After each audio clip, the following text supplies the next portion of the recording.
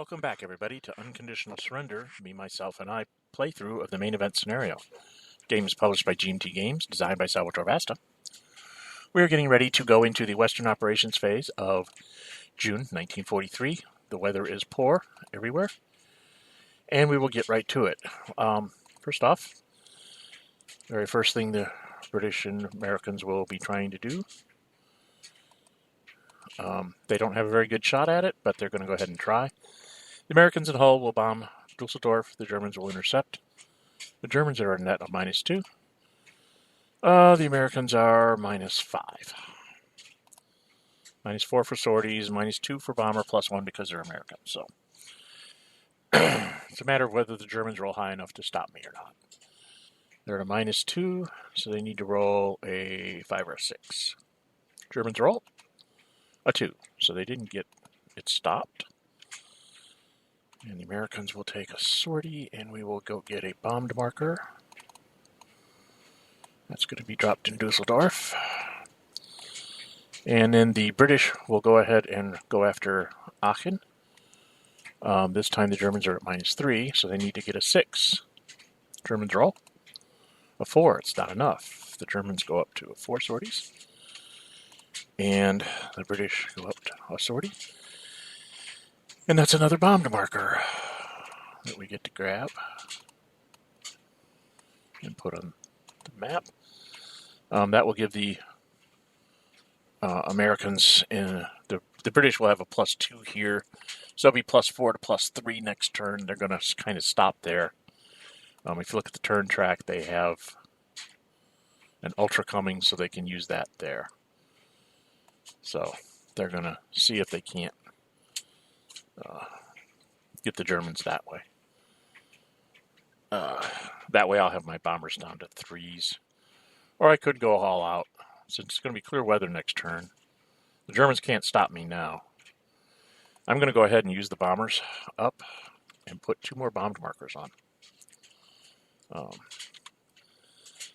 If they go in here, the best the Germans can roll at -4 is a 2. So 2 more bombed markers are going to come onto game board. Metz and Frankfurt. Make hay while I can. And then essentially, you're looking. I looked at this assault trying to go across the toe. I'd be -3 plus -1 for the weather, so I'd be -4, and the best I'd be is armored British and airplane +3. So I'd be starting off at a -2. He could throw in an armored to be a +1. I could actually stand to lose a step, so I'm not going to do that. I'm going to have the Americans go after the Italians here, just to make sure that they -2 for weather, -1 for sorties is -3, +1 for being American. And then the Italians are -4, especially they can roll as a 2. So Americans have to roll high. 1's not high. So they each take a sortie for that. The British are going to have sorties left, so they're going to go ahead and use their airplane. You know something? Maybe we should bomb their fleet. Let's bomb their fleet. So I'm at -1, +1 for British, -2 for weather. And he's at -4 because of the weather. As best he can get a 2. Let's see if I can get some sorties on that fleet. So we roll a 2. We get 1 sortie on him. So that's not good. And then we'll use our last sortie to just take out the Italian aircraft and leave it at that. And then I have to do supply. Now, when the British go to supply their airplane and their armored unit, this guy could try to intercept. He's at -5. -2 for the weather, -3 for sorties. Best he can roll is a 1, so he can't stop the supply. He won't add any extra sorties. He would just add sorties to himself, so he's not going to bother. The British do 2 there. And up here with the Americans, the Italian fleet was at 6, so it can't even intercept. So that takes care of that. The fleets are in supply. The Italians could be silly and try to stop force H. It would be like a 0 to -5, so there's a probability that I could be either at 5 or 6 sorties and not really stop his supply. So again, is it worth to do? I don't think so. So that's that, and then I need to go down here, and I don't think I need to supply these two guys. I can leave them at low supply because they're not going to really be doing any combat. I do need to supply this airplane, though, because I want to fly him around. Oh, that's what I was going to do. I knew what I was going to do. I was going to fly that airplane 2 sorties, and I was going to move the American fleet. So, before I do supply, I should have done this first. 1, 2, 3, 4, 5 to here.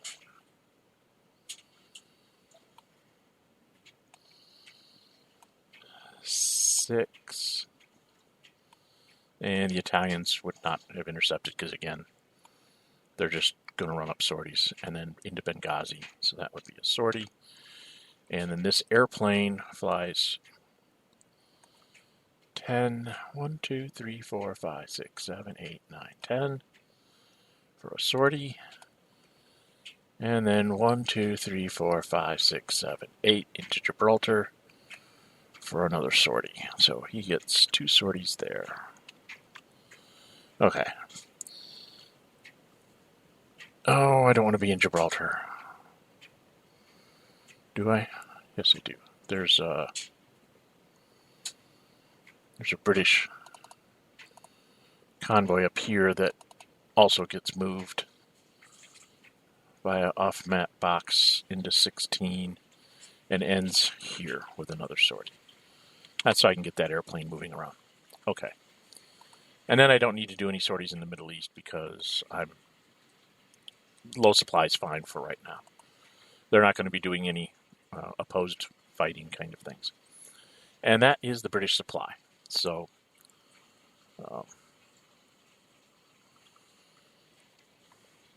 that's the Western operations phase. They didn't have a lot to do, threw on some bombing markers, played around with their fleets a bit, and onto the Soviets.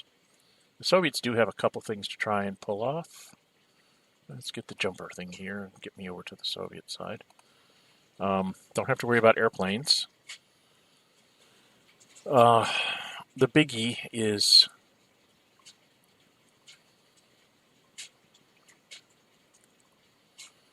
I'm probably not going to get through this armored unit here, the 2nd Panzer.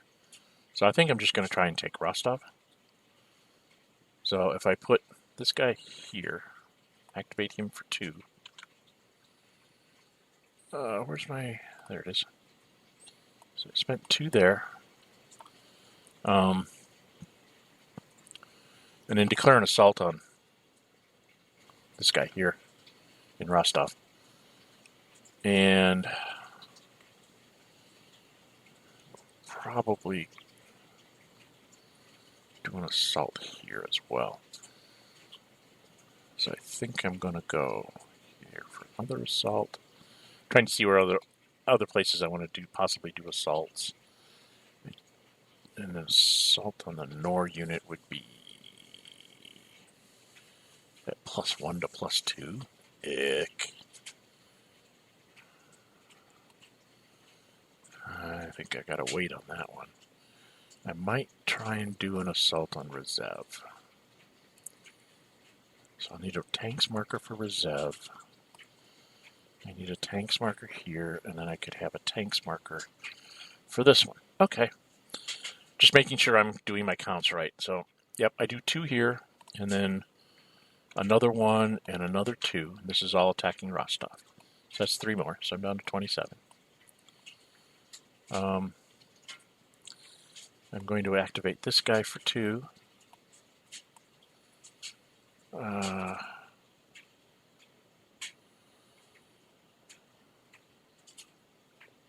This guy for 2.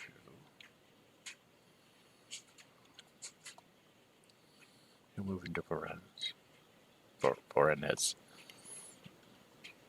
So that's 4 more. So 5, 6, 7, 8, 9. Started with 32, so I should have 23. He's declaring an assault here. There's another assault hex. Spend 2. 1, 2, 3, 4, 5. So I'm going to activate him. He's going to go 1, 2, 3.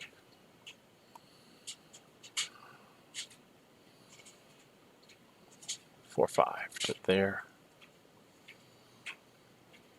So that was 2 more. And then this tank's army is going to go 1, 2, 3,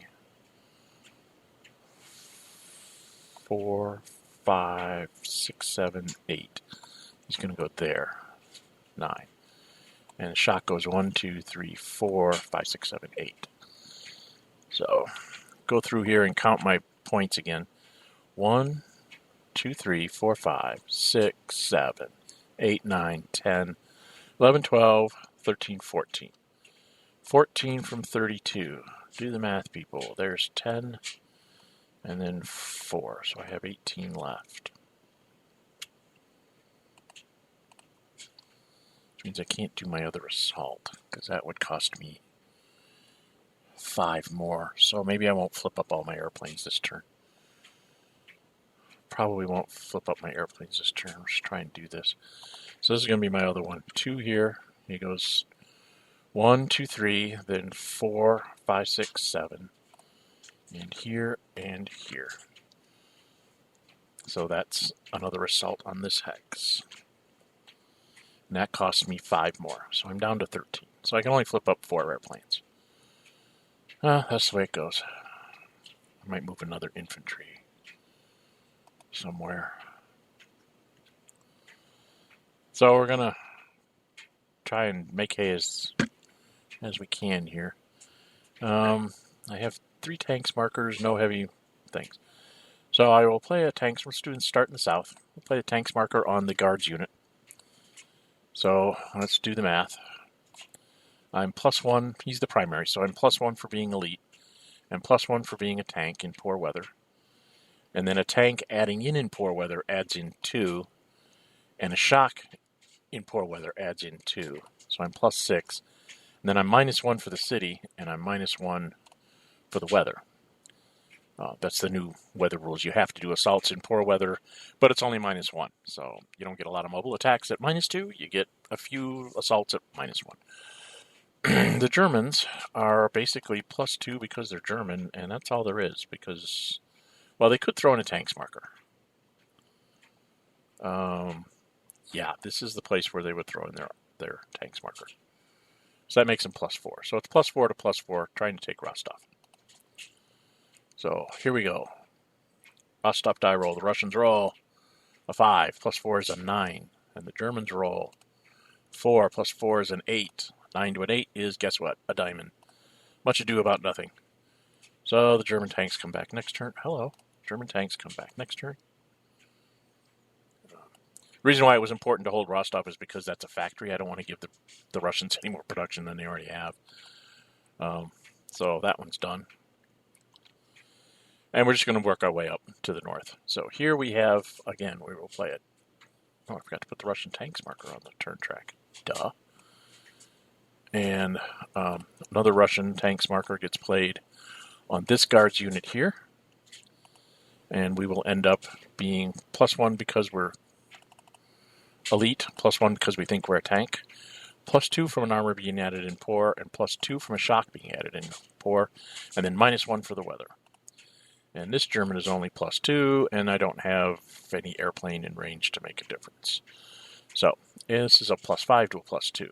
And the Russians roll a 4 +5 is a 9. And the Germans roll a 1 +2 is a 3, which is bad for the Germans. 9 to a 3 is a DD result. So not only are the Germans retreated, but they have to flip. And they'll go back here, and we'll take it with the armored unit. And then the tanks marker goes on the turn track. So minor success for the Russians. Did a damage and messed with them. And then our final attack here at Rezev to try and take back our city, because we want our city. which will threaten to flank out the 4th Panzer. Will force it to retreat if I get this. And we will throw our last tanks marker up here on the guards unit right here. So again, it's the same thing as I had before, except it'll be... actually, that was only a +3 down here on this guy, because armor's only +1, but the die rolls were right next to each other, so it would not have made a difference, I don't think. Gotta go check. It would have been a 3. It would have been +3, so it wouldn't have been an 8, it would have been a 7. 9 to a 7. Let's check. 9 to a 7 is still a diamond, so Rostov still would have held. Had to check that. Wasn't doing my math right. So here we are. +1 for elite, +1 because he thinks he's armored, +2 for the shock army, +2 for the armored army. So we are +6, -1 for the weather, -1 because it's a city. It's a German infantry. I will go ahead and then commit the aircraft, try and hold the city. So I'm +3. So it's +4 to +3. And the Russians roll. 3 + 4 is a 7. And the Germans roll. A 3 + 3 is a 6. 7 to a 6 is nothing. Is a diamond. So didn't take the 2 cities, but did take the hex in the middle, and going to cause the Germans to have to spend a point to replace that infantry unit. Which, if you look at the points left for the Germans, they only had 12, which would have been 4 airplanes. So, or no, they had 22. That's right, I didn't move hardly anything. That doesn't sound right. I moved 1, 2, 3, 4, 5, 6, 7, 8, 9, 10. I moved 10. I guess I only did move 10. I thought I moved more, but I guess I didn't. Only moved 10 Germans, moved a bunch of Hungarians and Romanians. Okay, so the Germans have plenty to spare. But it's, broke the Don even more, so I think the Germans are going to have to back up a little bit more, try and see if they can slow this down. It's going to be fair weather next turn, so the Russians should have easy going there. What do the Russians have left? They have enough to move. They can only do 4 airplanes, so they're going to might as well use up their other point to move this infantry. Doesn't really have a good place to go.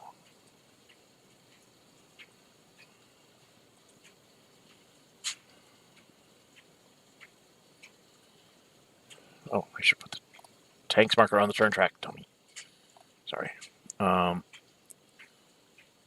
really don't have a good place. I guess I could stick him in Moscow just so he's out of the way. Yeah, I think I'm going to stick him in Moscow. 1, 2, 3, 4, 5. Stick him in Moscow. No surprise attacks by the Germans. We'll stick him in the fort. So, no surprise breakthrough by the Germans and have them run in and capture Moscow just to be annoying. Okay. That's the Russian turn, and I believe this guy can go 1, 2, and then through. 1, 2, 2. So everybody should be in supply. Because you can trace through a enemy zone of control if you have a unit in it. Yeah. 1, 2, so, yep, everybody's in supply. So, that's the Soviet operations phase. Boom, boom. Nobody has a no supply marker on them, so we can ignore that. Replacements for the Axis. They have a ton, so they're just going to start going through and doing them. Here's 3, 6, 9, and 12. So that takes them down to leaving them with 10. They'll spend 1 more to flip this infantry unit. Get him back up to full strength. See, that was 12. I gotta go do this airplane for 3. more. So now I have 6 left. I don't have a lot of things to flip here for the Germans, so I guess I'm going to go ahead and just clear out that thing kind of while I can. Just get rid of that. So that's 3 more. That leaves me with 3. And, oh, I have 4 points to build. So I'm not going to clear that. Let's put that sorties back. We'll leave that at 2 sorties, so I have 6 left. I'll waste 2, but at least I'll be able to rebuild everything that died in Russia. Horrible. Horrible turn. The Italians have 8.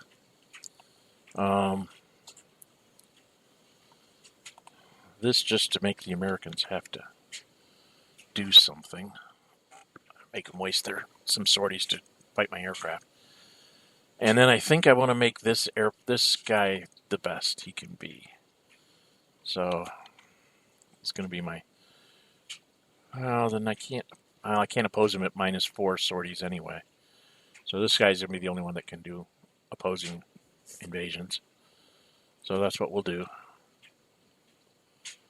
And that's the Italians spending 7, so they still have 1 left. And we're done. With the Axis, the West. Get to do the fun stuff first. The United States just goes here. This one goes away. This one goes away.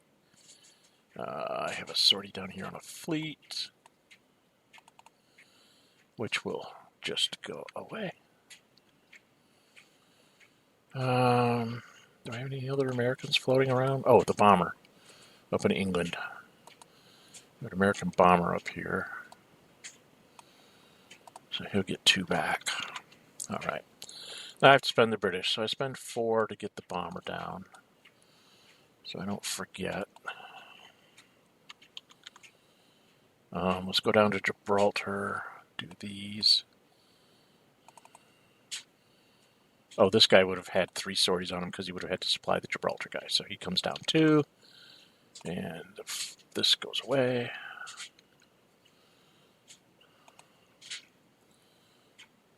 And over here, the British, this comes down 2. This goes away. So that's 3, 6, 9, 12 more. 10, 11, 12 more. 5 for Force H.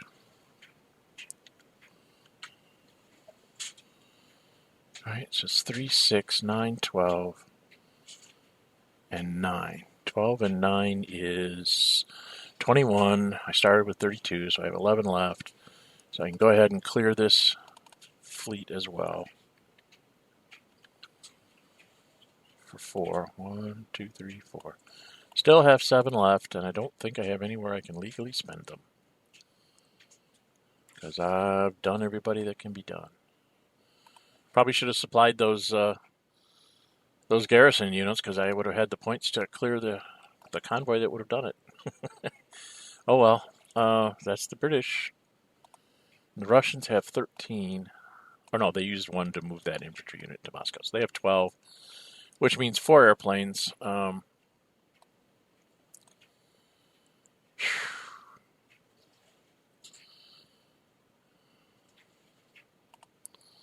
It really doesn't matter.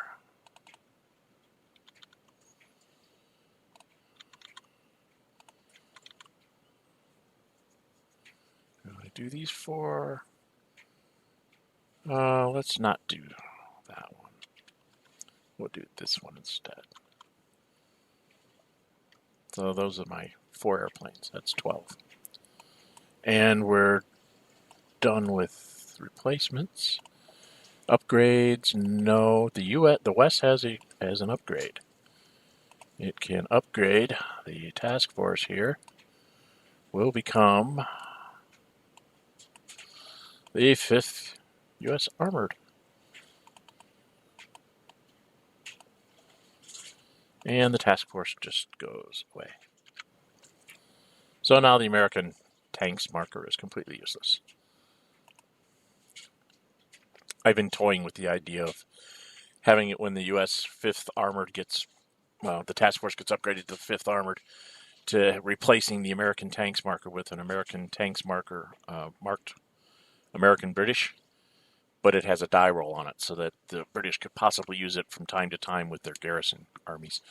But that would take a bunch of playtesting, but that to me is just an interesting idea to at least make that events marker somewhat relevant in the future.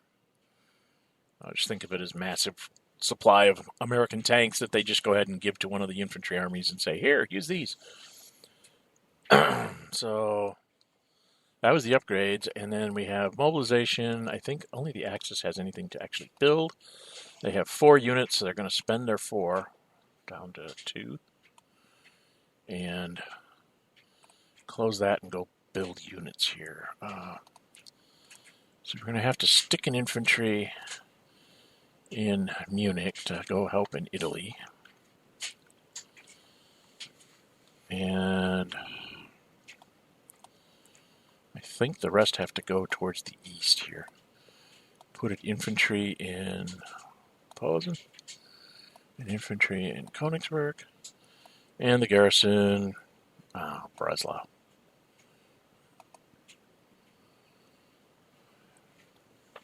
Yep, that's what we'll do. And that's mobilization. Nobody else has anything to build.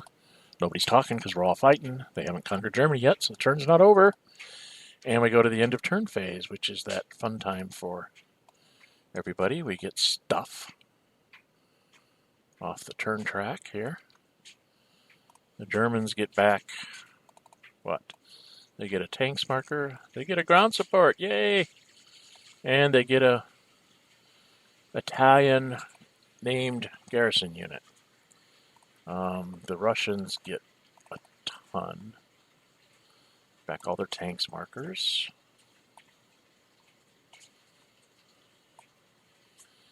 The West gets an ultra marker, so that can help them in strategic warfare. And a surprise attack marker. That's nice. Oh, the Russians get some upgrades. They get another Guards tank army. And the West gets, what is this control marker doing here? Why is that there? And the American British also get an airdrop marker. So, things are looking up for the West, being able to do stuff. We'll have to see what they plan to do here in July of 1943. So that then is the Western Soviets operations phase and end of turn phases. That's the end of June 1943. The weather will be fair starting in July and will be fair for 3 turns, July, August, and September. So we'll have to see whether the Allies can press the Germans enough and conquer Italy and start to think about getting themselves into France, and see if the Russians can keep their offensive alive come July 1943. So this is Dren 608. This is the Me, Myself, and I playthrough of the main event scenario. If you like what you see, please subscribe to the videos so you don't miss any episodes.